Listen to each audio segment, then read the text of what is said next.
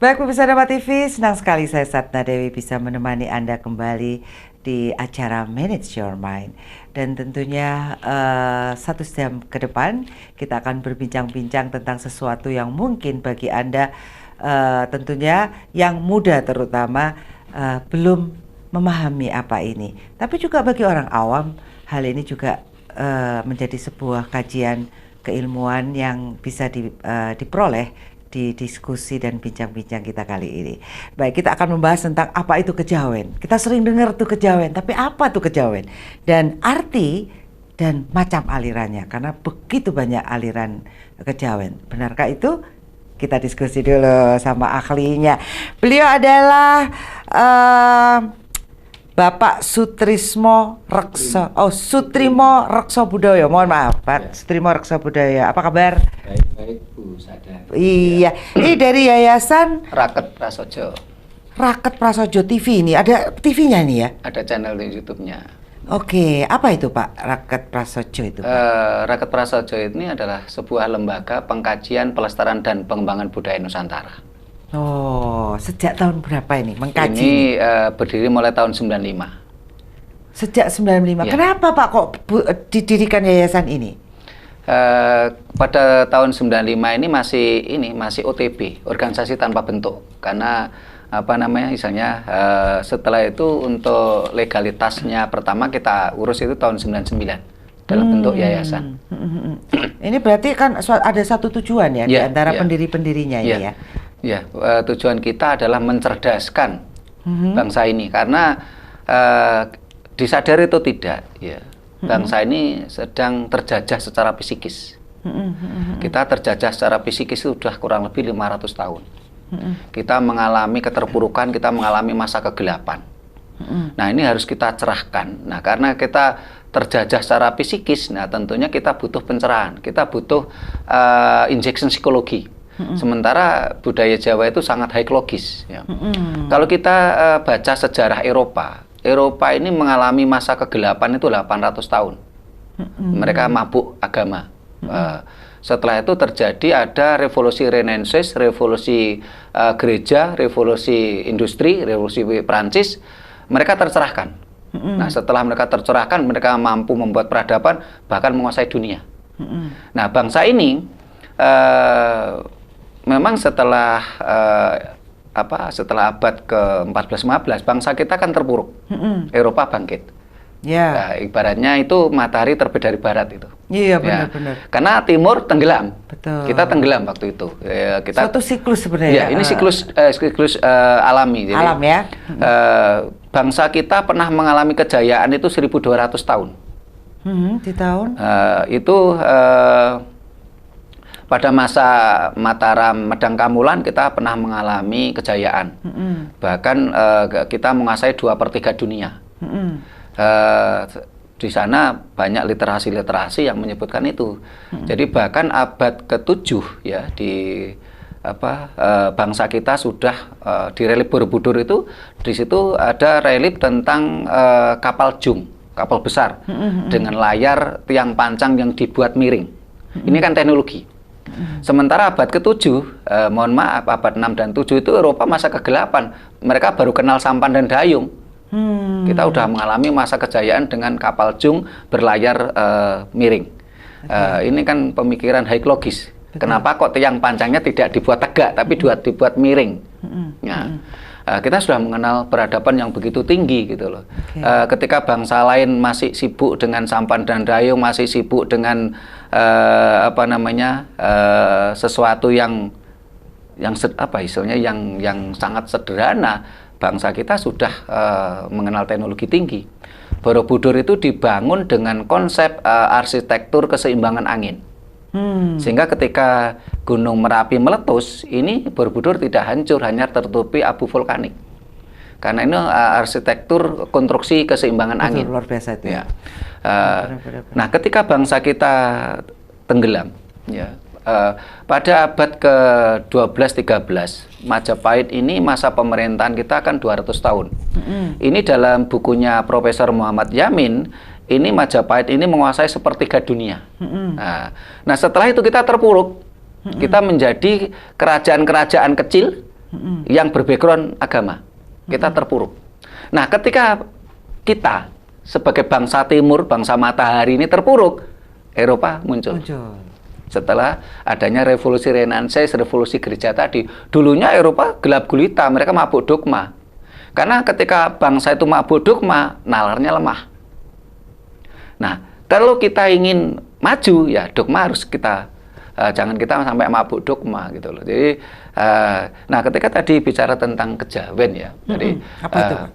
yang disampaikan Bu Sadana, harus saya tanya dulu, ini makna Jawa dalam arti secara keilmuan, ataukah kejawen dalam persepsi masyarakat awam?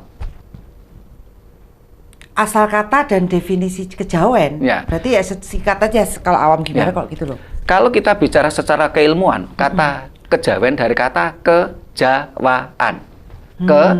Kata dasarnya Jawa, dapat awalan ke sama akhiran an, sesuatu yang terkait dengan Jawa. Ini secara keilmuan. Nah, ketika kita bicara Jawa, ini kita pilih menjadi 3 hal besar.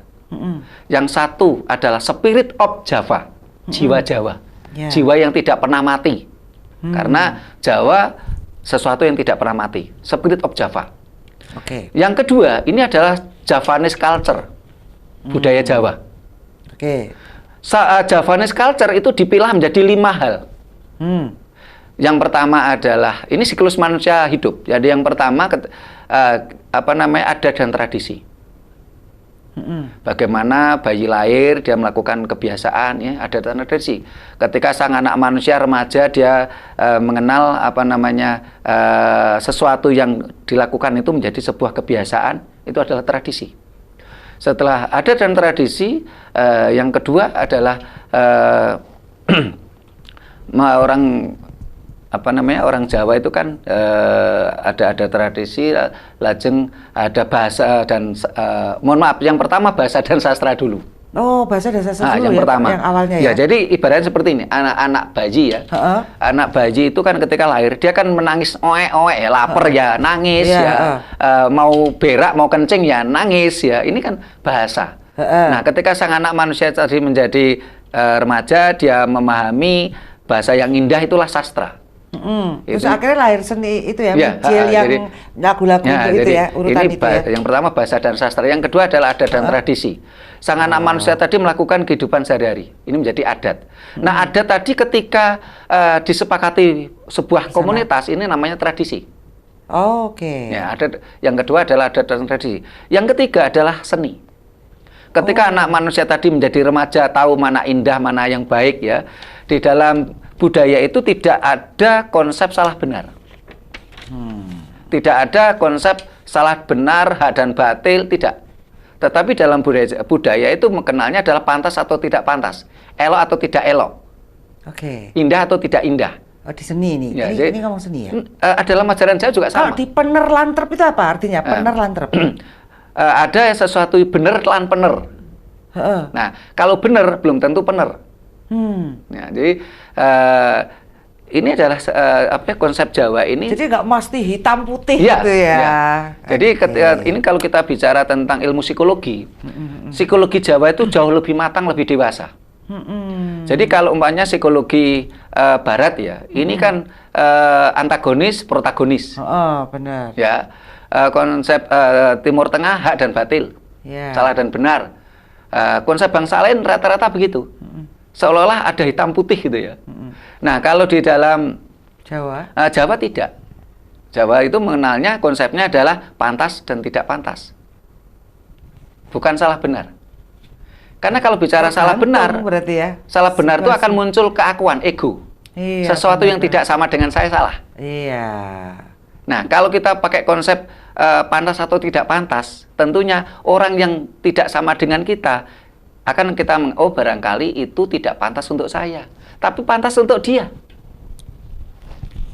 Luar biasa. Egonya tidak muncul. Ya, egonya tidak dihidupkan ya. Ya, tidak dihidupkan. Padahal ego itu yang bikin perang semuanya itu. Ya, jadi keakuan itu sangat ditekan. Jadi konsep itu keakuan sebenarnya. Ya, tidak ada konsep salah benar, hak dan batil ya. Itu tidak ada di dalam budaya Jawa. Makanya lahir gotong royong guyub rukun akhirnya ya. Ada gotong royong, tidak urunan.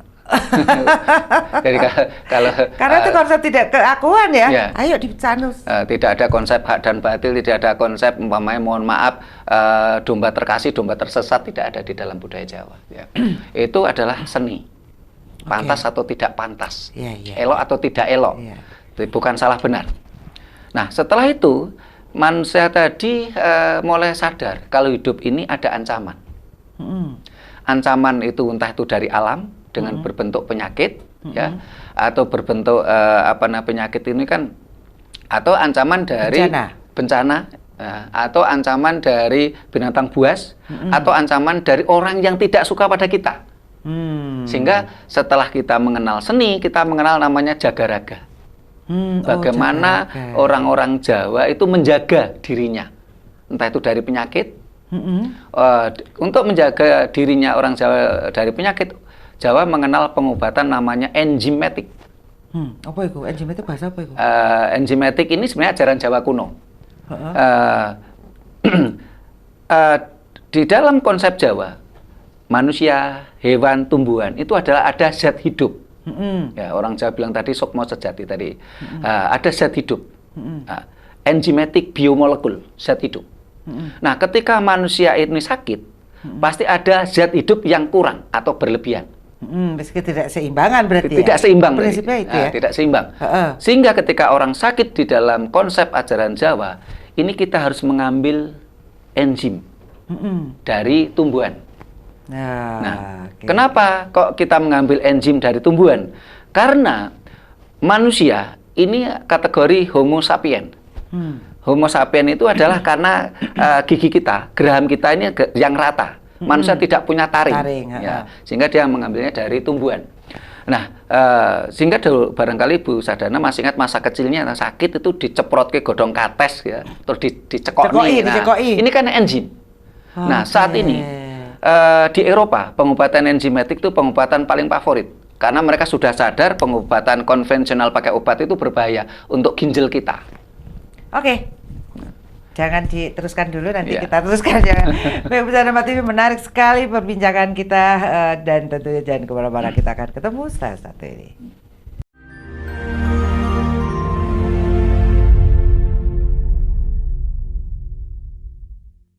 Ya baik, pemirsa Dharma TV, tentunya masih bersama saya Satna Dewi, dan tema kita adalah apa itu kejawen, arti dan macam alirannya. Ini seru banget ini Pak Sutrismo. Lanjut Pak Sutrismo. Ya, tadi kan dari sampai ke seni ya. Terus itu jagaraga tadi ya. Jagaraga. Nah, jagaraga itu tadi. Jadi kalau Jawa mengenal pengobatan enzimatik tadi, dan ini murni pengobatan Jawa kuno, dan itu lebih aman.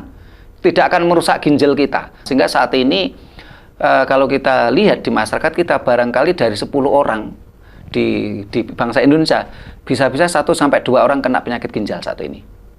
Atau barangkali malah lebih. Akhirnya harus cuci darah. Terus di dalam jagaraga juga kita mengenal ilmu bela diri, pencak silat. Oh gitu, anunya ke sana ya? Ya. Turunannya ya? Jadi pencak silat ini juga ilmu jagaraga. Pencak silat ini berbeda dengan ilmu bela diri bangsa lain. Kalau pencak silat ini adalah tarian yang berenergi, sangat luas, tidak menggunakan kekuatan otot. Betul. Ya, kalau umpamanya bela diri Jepang ya, karate, taekwondo, judo ini kan cenderung kaku, karena dia mengandalkan tenaga, mengandalkan kekuatan fisik ya. Jadi, nah kalau silat tidak, silat itu adalah tarian yang bertenaga. Jadi lebih cenderung nanti kalau pada tingkatan yang akhir, kalau kita bicara jagaraga itu adalah penggunaan ilmu pernapasan segitiga sama sisi, bukan menggunakan konsep pernapasan segitiga sama kaki. Oh gitu ya? Iya. Itu jagaraga ya. Jadi jadi ini awalnya bukan untuk perang ya, pencak silat, memang untuk jagaraga ya? Iya, untuk jagaraga. Olahraganya kita lah ya, orang Jawa ya. Iya. Jadi, tapi ketika seni ya. Jadi ketika nanti ada musuh pun kita siap gitu loh. Karena kita tarian bertenaga. Ya. Terus dalam kehidupan manusia tadi, akhirnya kan manusia ini berkelompok, bermasyarakat. Nah, bermasyarakat ini butuh falsafah, pedoman hidup. Ya. Nah, setelah itu akhirnya dalam perjalanan berfalsafah tadi, berpedoman hidup tadi, akhirnya muncullah sebuah konsep spiritual. Nah, karena spiritual itu adalah bagaimana spirit kita ya mampu berkomunikasi dengan Sang Maha Hidup tadi, spirit atau hidup kita tadi. Jadi sehingga konsep spiritual Jawa juga lebih matang, lebih dewasa, karena spiritual Jawa ketika bicara konsep ketuhanan, orang Jawa tidak pernah satu. Orang Jawa menganggap Tuhan itu bukan anak kita, sehingga tidak mau memberi nama. Kalau ajaran bangsa lain kan mau memberi nama. Ya. Dua, konsep ketuhanan Jawa tidak bersikap delusi dan imajinasi, tidak berhalusinasi, sehingga harus melakukan pencarian sendiri. Sementara konsep ajaran lain kan cenderung kadang-kadang masih berimajinasi, tetap mereka berkonsep. Kalau mereka dikatakan Tuhan itu imajinasi manusia, dia nolak. Tapi kalau suruh membuktikan, dia nggak bisa. Nggak bisa. Percaya dengan iman. Ya. Jadi kalau Jawa seperti itu, sehingga mereka dalam berimajinasi Tuhan itu digambarkan seperti sosok manusia maha. Dia misalnya pengasih, penyayang. Jadi kan gambarnya gini, karena Budana, Sadana itu suka sama saya, ini Pak Trimo saya kasih hadiah. Pengasih. Ya. Tapi kalau nggak cocok ya dikasih hukuman. Ini kan konsep manusia maha. Jadi Tuhan menurut konsep bangsa lain, ini digambarkan manusia maha. Konsep sifat-sifat manusia. Jadi sebagai contoh menggambarkan sifat gitu ya. Menggambar sifat-sifat manusia. Iya. Betul. Ya, ini kan sifat manusia. Nah, Tuhan konsep Jawa tidak seperti itu. Inilah Jawa secara keilmuan. Ada Spirit of Java, Javanese Culture. Javanese Culture dipilah menjadi 5, bahasa dan sastra, ada dan tradisi, seni, jagaraga, falsafah dan spiritual. Yang nomor 3 yaitu Javanologi. Apa itu? Nah, Javanologi itu dari kata Java dan Logos, ilmu pengetahuan Jawa. Sehingga tadi saya katakan Borobudur, ini adalah ilmu konstruksi. Ini ilmu pengetahuan. Terus di situ ada namanya bagaimana kapal jung, kapal besar. Ini teknologi. Oke, udah teknologi ini ya. Ya, ini teknologi, ini Javanologi. Nah, ada beberapa orang mengartikan Javanologi itu Java, logosnya diartikan kawruh. Larinya apa? Larinya aliran kepercayaan. Akhirnya dikatakan kejawen. Nah, ini tadi yang saya katakan. Kita mau bahas kejawen dalam arti keilmuan ataukah persepsi orang awam? Kalau persepsi orang awam, kejawen diartikan adalah aliran kepercayaan. Dan kalau saya lihat saat ini banyak aliran-aliran kepercayaan penghayat itu tidak lagi Jawa murni. Betul. Ada yang mereka akulturasi antara Jawa dengan ada akulturasi antara. Ya, betul. Ya. Tapi mereka bukan Jawa murni. Jawa murni orang mana berarti ya? Beda lagi, gitu loh. Ada nggak penghayat yang di Jawa murni? Kalau saya selama ini, saya mohon maaf, saya pernah dekat dengan. Saya pernah mendampingi beliau datang ke berbagai paguyuban penghayat. Saya belum menemukan. Belum, semuanya akulturasi ya? Akulturasi. Oke. Saya belum menemukan Jawa yang murni. Nah, kalau di Rakat Prasaja dengan kajian, ini kita munculkan Jawa yang murni. Ya karena ilmunya ono. Ya, ini ada. Ada gitu. soalnya ya, gitu. Ya. Oke, jadi bisa jadi sebuah rujukan ya untuk belajar tentang Jawa. Tentang Jawa gitu. Sehingga kalau mengartikan kejawen secara persepsi umum ya silakan ya. Ya memang tahunya ini. Tahunya itu ya. Sehingga tadi Bu Sadana tanyaan, saya balas tanya gantian. Kita mau membahas Jawa secara keilmuan ataukah kita membahas Jawa secara persepsi umum? Oh, ternyata ada dua. Ya. Kan kita nggak tahu. Baik, sekarang jadi tahu ya. Jadi tahu dan apa tadi tempat Rakat Prasaja adalah pusat kajian untuk lebih memahami tentang apa itu Jawa. Sehingga tahu, oh ini akulturasi, oh ini yang Jawa beneran gitu. Oh ini bakso ayam campur daging, yang ini ayam beneran gitu. Jadi tahu gitu ya. Karena kebiasaan ini jadi kaunya cuma ini. Oke, tidak kami persalahkan, tidak kami salahkan pemirsa karena memang ketidaktahuan ini. Baik, itu tadi ya, masih panjang dong ini ceritanya. Bagaimana bentuk ajaran kejawen? Jawa ini berarti ya. Kita sudah ngomong Jawa nih ya. Jadi bicaranya harus Jawa, jangan kejawen lagi. Oke. Bagaimana bentuk ajaran Jawa ya? Ajaran Jawa itu adalah ajaran yang universal ya. Jadi dasarnya tadi, bahwasanya semua huruf Jawa itu dipangkumati kecuali huruf Ja dan Wa. Jadi Jawa itu universal. Jawa bukan sukuisme, Jawa bukan teritorial. Ya. Bagaimana bentuk ajarannya? Jadi di dalam ajaran Jawa itu satu, tidak memihak bangsa Jawa, lebih universal. Ajaran Jawa tidak ada perintah, tidak ada larangan, tidak ada permintaan, sangat universal. Konsepnya konsep alam. Orang Jawa bilang serat teles. Oke, berarti kalau yang di dalam agama lain tindakan amoral atau 10 perintah Tuhan itu ada nggak di Jawa? Tidak ada. Oh, nggak ada ya? Tidak ada. Oke. Saya hanya melihat berarti wongku urip mengharmonisasikan dirinya aja dengan alam semesta. Pantas ya, rambu-rambu lalu lintas tidak berlaku, soalnya harmonis saja dia, nggak ketabrak juga. Itu energi itu ya sebenarnya yang ada di orang Jawa ya. Jadi Jawa satu, Tuhan tidak di konsep atau diimajinasikan seperti manusia maha. Dua, tidak ada permintaan, doa minta-minta tidak ada perintah, tidak ada larangan. Ini semesta.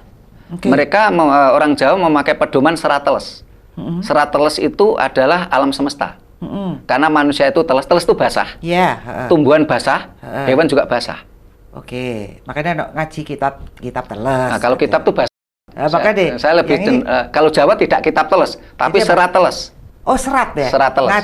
Ngaji ini bahasa apa? Ngaji bahasa Jawa juga. Ngaji serat teles berarti. Ya, ngaji serat teles. Ngaji bahasa Jawa. Jadi jadi kalau umpamanya tanya aliran Jawa, aliran kejawen, saya jawabnya sebenarnya tidak ada malahan. Kalau yang sekarang kejawen dalam persepsi masyarakat awam itu kan tadi akulturasi tadi. Ada yang berakulturasi dengan, ada yang diakulturasikan dengan, akhirnya kan berbeda-beda. Tapi kalau ajaran Jawa yang murni tidak ada perbedaan karena konsepnya sama, yaitu pakai serat teles, alam semesta. Jadi Jawa tidak mengenal iming-iming. Jadi kamu kalau lakukan ini akan dapat ini, dapat surga dong. Dapat surga. Jawa tidak ada. Walaupun surga itu milik orang Jawa loh ya. Karena surga itu bahasa Jawa. Apa yang dimaksud surga dalam bahasa Jawa? Surga itu dalam bahasa Jawa adalah tempat kasampurnan. Tempat kasampurnan. Kasampurnan itu bahasa Indonesia apa ya? Di sana tidak ada nafsu, kasampurnan. Bahkan di dalam serat Makutarama, ketika Gunawan Wibisana itu mau naik ke surga, itu tidak bisa ketika 4 nafsunya itu belum dia sempurnakan. Kalau di Buddhis padamnya keinginan, nibbana itu padamnya sudah tidak ada keinginan dia. Tidak ada keinginan, tidak ada nafsu. Jadi sehingga surga itu bahasa Jawa. Tetapi ajaran Jawa tidak pernah memberikan iming-iming, kamu lakukan ini akan dapat surga. Tidak ada iming-iming, tidak ada ancaman, tidak ada perintah. Yang dipakai adalah serat teles. Ketika kita bicara di hidup nyata ya, sekarang sebagai contoh gini, Busadana ketika mau menipu orang,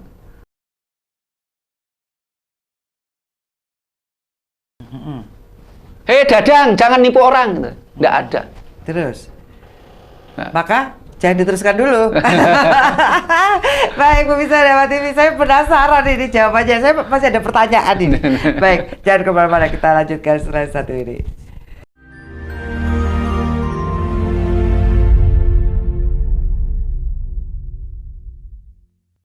Ya, baik pemirsa Dewa TV, kita lanjutkan bincang-bincang dengan Pak Sutrimo Reksobudoyo. Ya, ini tadi kita ngobrol-ngobrol seru juga nih Pak Sutrimo. Nyambung nih ya, nyambung ya. Jadi setidaknya kita paham nih, apa sih sebenarnya faktor-faktor yang membentuk ajaran kejawen, Pak Sutrimo? Ya, kalau saya lebih nyaman dengan menyebut ajaran Jawa ya, bukan kejawen ya, karena saat ini kalau bilang kejawen kan sudah persepsi umum yang arahnya aliran kepercayaan, akulturasi tadi gitu. Betul. Apa yang mendasari orang membentuk ajaran akulturasi? Kalau dilihat tadi kan mungkin dulu awalnya Jawa KB terus kemudian terjadi akulturasi. Kenapa? Kalau saya lihat terbentuknya akulturasi tadi karena mencoba mengawinkan antara ajaran Jawa yang asli dengan ajaran pendatang, ajaran Dayoh. Tetapi dalam faktanya seringkali yang lebih dominan ajaran Dayoh. Oh iya benar. Jadi mereka ajaran Dayuh itu apa? Ciri khasnya dogmatis. Terus apa namanya? Unlogis. Pokoknya ya, sebenarnya bertentangan gitu loh. Oke. Terus? Karena dengan konsep itu para tanda petik pemimpin kejawen itu diuntungkan. Karena ketika masanya pengikutnya itu dogmatis, akhirnya kan terjadi pengkultusan. Dan ini konsep ajaran Dayuh. Karena semakin banyak orang punya pengikut, dia semakin kaya raya. Tapi kalau ajaran Jawa yang benar kan mengajarkan manusia itu terserahkan, high logis. Sehingga walaupun mohon maaf ya, Rakat Prasaja itu berdiri mulai tahun 95, kita nggak punya pengikut. Karena kita mengajak orang tuh berpikir logis, berpikir high logis. Kita memberi pencerahan gitu loh. Sehingga tadi saya katakan ketika dalam ajaran Jawa yang benar, bukan kejawen yang akulturasi, ini tidak ada permintaan, tidak ada tidak ada larangan, tidak ada perintah, ya. Semuanya harmoni dengan alam. Dengan alam. Harmonisasi dengan alam antara mikrokosmos dan makrokosmos. Sehingga tidak ada, kalau kita mau jujur dengan logika yang nalar tinggi, tadi saya gambarkan, mamanya Bu Sadana itu mau nipu orang, contoh aja ya.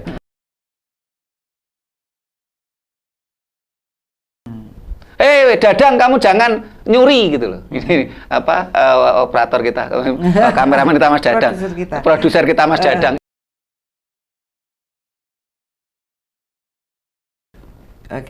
Tetapi yang terjadi apa? Hukum alam. Kalau kamu menanam padi, pasti kamu menuai padi. Tidak walaupun taruhlah kita nggak percaya, nggak yakin. Kita umpamanya sebagai contoh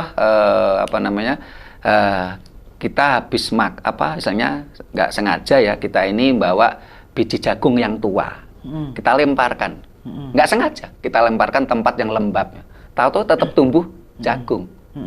Ini nggak yakin, ini nggak percaya, tetap tetap hukum alam berlaku mutlak. Mau yakin nggak yakin, beragama nggak beragama. Ini sangat universal. Betul. Jadi tidak ada iming-iming, kamu lakukan ini akan dapat pahala. Jawa nggak kenal itu.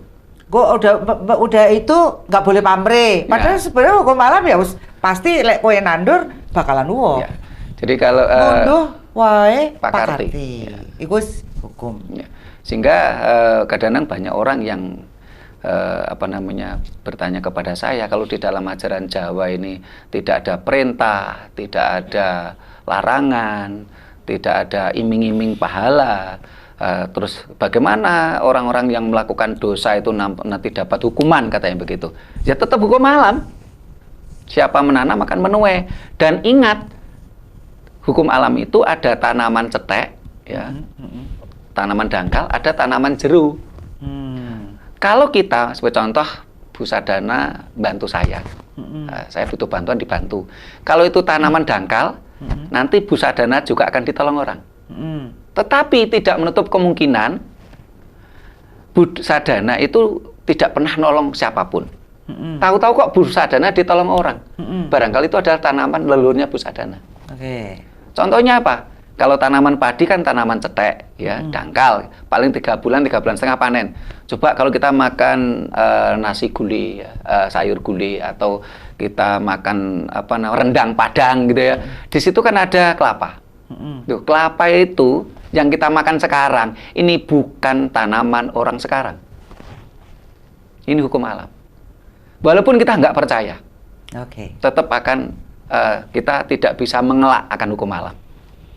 Yang namanya itu mbah-mbah ini, tapi kita yang menikmati. Ya, itulah ajaran Jawa. Kalau ajaran bangsa lain kan selalu dikunci dengan kata dogmatis. Kamu harus percaya, walaupun nggak bisa dibuktikan. Kalau nggak percaya kenapa?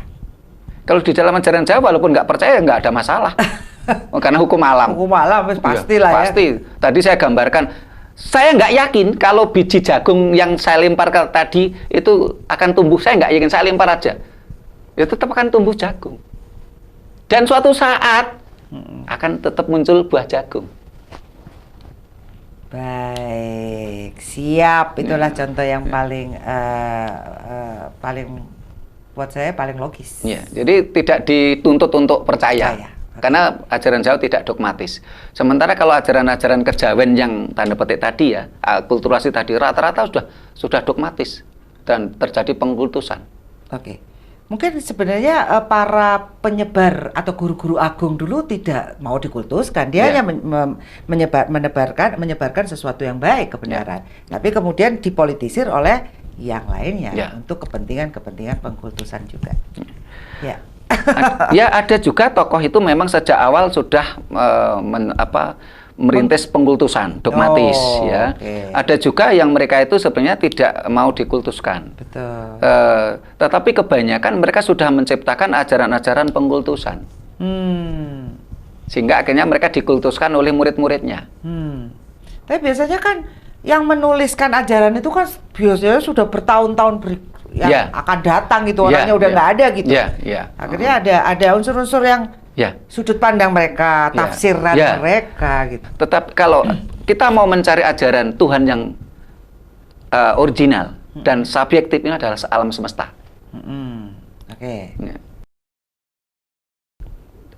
Saya perlu diragukan.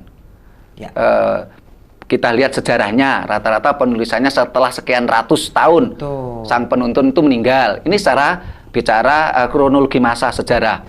Terus kalau kita bedah di dalamnya itu banyak sekali yang bernuansa kepentingan. Ya, oke, layak untuk dipelajari. Sangat wajib. Ada bukunya nggak nih? Nah, di dalam ajaran Jawa memang tidak boleh dibukukan. Kenapa? Kalau dibukukan serat lestari menjadi serat kering. Kalau serat kering itu kaku. Berarti lewat seni ya, ada seni tumpeng. Itu kan juga suatu ajaran sebenarnya. Ya, itu perwujudan. Seni gitu ya. Maksudnya nasihat-nasihat kebaikan itu lewat seni ya. Kalau saya lihat-lihat ya. Wayang gimana wayang? Ya. Wayang pun kalau saya lihat saat ini itu terjadi kerusakan. Dulunya murni, tapi nggak tahu ya, dulunya gimana ya? Akulturasi juga sih. Kalau saya lihat wayang ini, kalau dari penelitiannya Profesor Mulyono maupun Profesor Salianti Soleman, Profesor Haseu, wayang itu asli Jawa dan sudah ada mulai 1500 tahun sebelum Masehi. Wayang. Dan wayang itu adalah sebuah konteks dan konsep tentang penyembahan Tuhan. Sehingga di sana ada sebagai contoh Sang Hyang Wenang, Sang Hyang Tunggal. Ini kan konsep Tuhan. Betul. Nah, setelah adanya ajaran Dayo, ini kita dirusak. Nah, di situ para dewa ini digambarkan, dikatakan keturunannya Dewi dari Nuraso, Nurcahyo, dari padahal dewa-dewa tadi adalah konsep ketuhanan Jawa awalnya. Nah, ini kan menjadi rancu gitu loh. Rancu ruwet ya sebenarnya ya. Terus di sisi lain, di dalam ajaran Jawa yang benar, ini kan bersifat komprehensif. Tetapi ketika wayang saat ini menjadi tidak komprehensif, tetapi bersifat dualisme. Seperti ajaran Dayo. Ajaran Dayo itu kan antagonis, protagonis, hak dan batil. Nah, wayang saat ini sudah rusak menjadi dualisme, bolo kiwa, bolo tengen. Ini sudah jauh, jadi dengan ajaran Jawa yang sebenarnya membentuk perang akhirnya. Iya, ada dualisme, bolo kiwa, bolo tengen, hak dan batil, salah dan benar, antagonis, protagonis gitu loh. Padahal kalau kita lihat cerita di dalam wayang itu sendiri, sebagai contoh begini, Bu Sadana kan suka wayang ini. Saya tanya ini. Kalau menurut Bu Sadana, Harjuna, ini bolo kiwa apa bolo tengen? Bolo tengen. Bolo tengen. Karena Bu Sadana sudah terkonsep dualisme tadi. Dualitas tadi ya. Padahal bisa di tengah ya. Harjuna itu bisa jadi tokoh antagonis. Bolo kiwa. Tergantung dalam konteks cerita apa. Sebagai contoh umpamanya ketika dalam cerita Palguna Palgunadi, Harjuna ini, Palgunadi ini laki-laki yang terbejat di dunia. Kenapa? Karena dia mencintai istrinya Palguna, Raja Palguna, Dewi Anggreni. ini Raja Palguna itu kan punya cincin Kalpiko. Kalpiko ampal namanya. Sehingga akhirnya ditempelkan ke Harjuno. Jadi Harjuno itu walaupun ganteng, tangannya siwil. Jarinya 11. Istrinya Anggraini mau dinikahi. Tapi bejat, salah besar bejat-bejatnya wong lanang ini. Lek di Jawa bejat itu apa? Apa ya? Lebay, berlebihan gitu kali ya. Lebih dari berlebihan, dia sangat jahat. Karena dia menginginkan cincin Kalpiko ampal milik orang lain. Istrinya karena cantik mau dinikahi. Kan laki-laki paling bejat, kelewatan gitu. Jahatnya super jahat. Berarti nggak ada baik benar tapi kurang dan lebih. Jadi lebihnya ada grade-nya sendiri ya. Oke, nanti kita bahas lagi. Baik, Pemirsa Dharma TV, kita akan bincang-bincang setelah satu ini.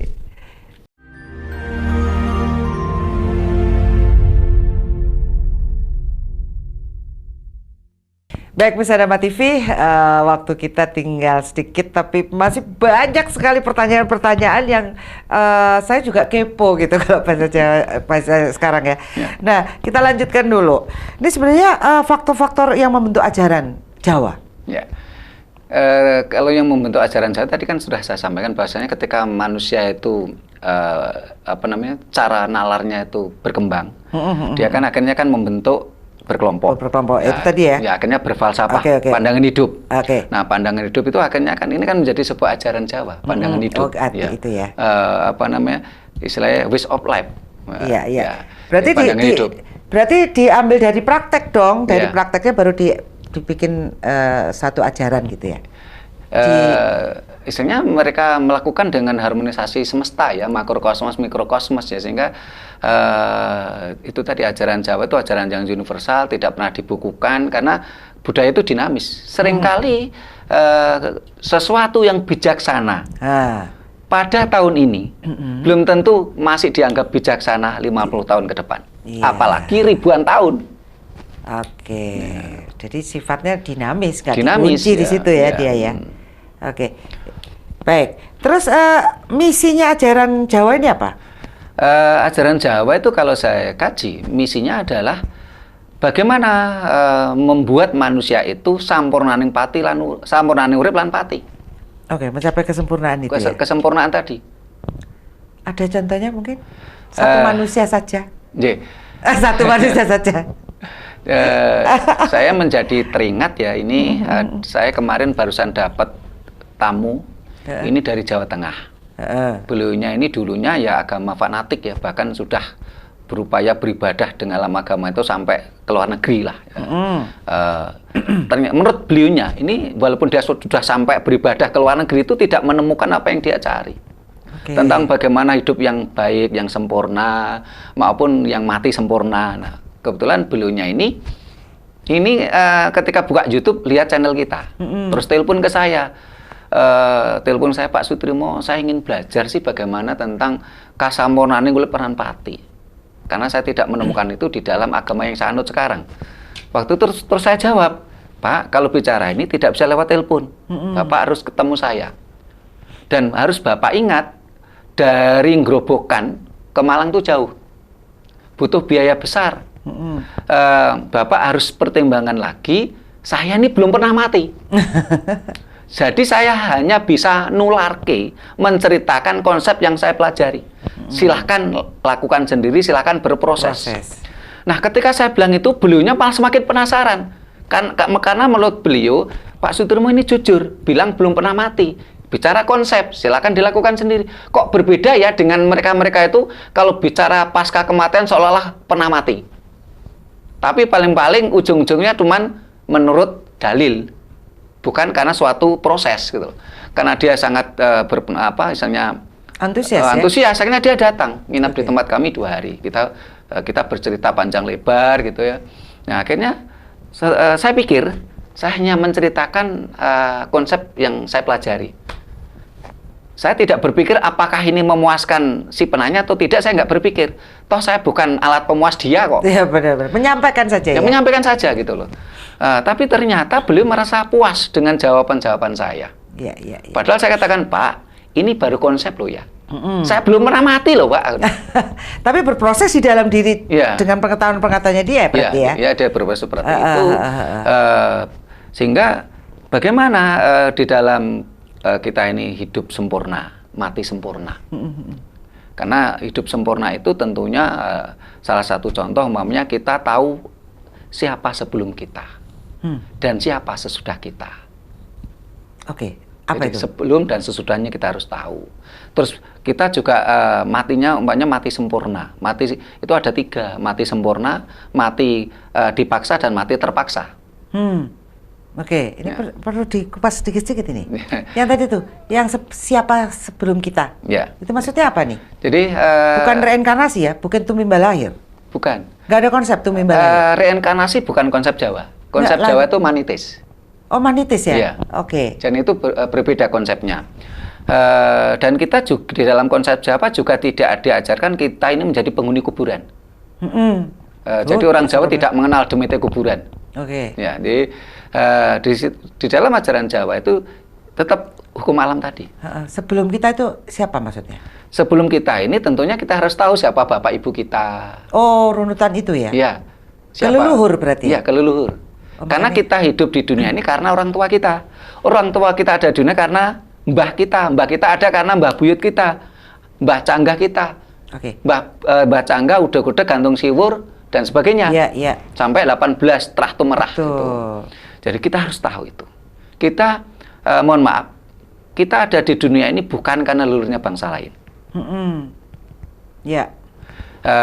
Kita hidup dunia karena orang tua kita. Kita harus paham itu. Makanya terdapat ritual penghormatan kepada leluhur Pada ya. leluhur. Itu yang karena dasarnya itu ya. Iya. Raja terima kasih kita. Ya, karena Keberadaan ini hukum alam yang nyata. Iya. Kita tidak perlu berhalusinasi, berdelusi dengan leluhurnya bangsa lain. Kita tidak kenal kok. Betul. Betul. Dan tidak pernah ada, mohon maaf yaitu tadi, ketika kita melakukan sesuatu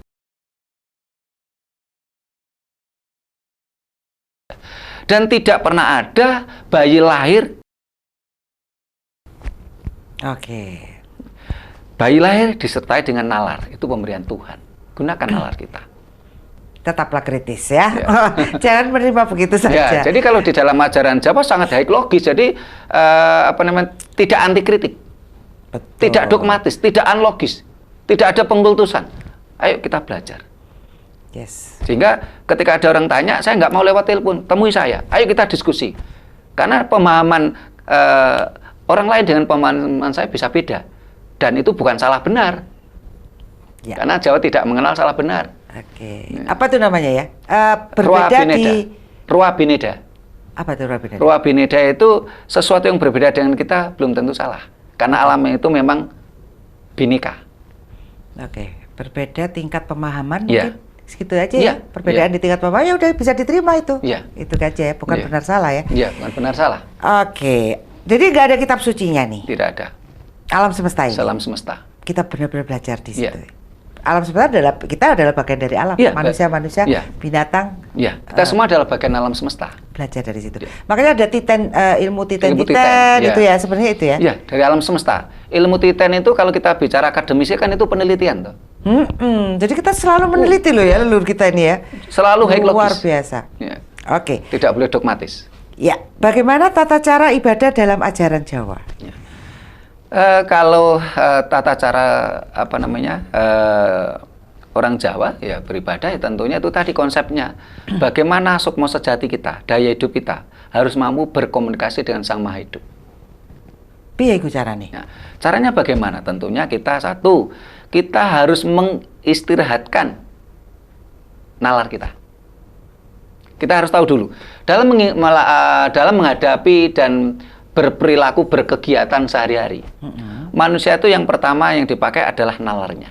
Oke, kalau dia ini pikiran itu ya. Ya, nalar pikiran. Jadi nalar itu kalau Hidup terus dia ya. Ya, nalar itu kalau berproses menghasilkan apa? Ide, gagasan, pemikiran, ya. Betul. Nah, ketika manusia itu dalam menghadapi kehidupan, dia akan berpikir bagaimana cara menyelesaikan masalah tadi. Nah, ketika sang manusia tadi pikirannya sudah tidak lagi mampu menyelesaikan masalah tadi, terus dirasa nih. Daya rasa. Ada rasa berarti daya ya? rasa. Oke. Nah, dirasa apa outputnya daya rasa? Susah, bungah, mangkel, seneng dan sebagainya dirasakan. Nah, ada satu yang selama ini kita lupa, yaitu tentang daya hidup. Orang Jawa mengatakan sukma sejati. Sehingga kalau kita ingin sukma sejati atau daya hidup kita itu berkomunikasi dengan Sang Maha Hidup, daya nalar harus diistirahatkan.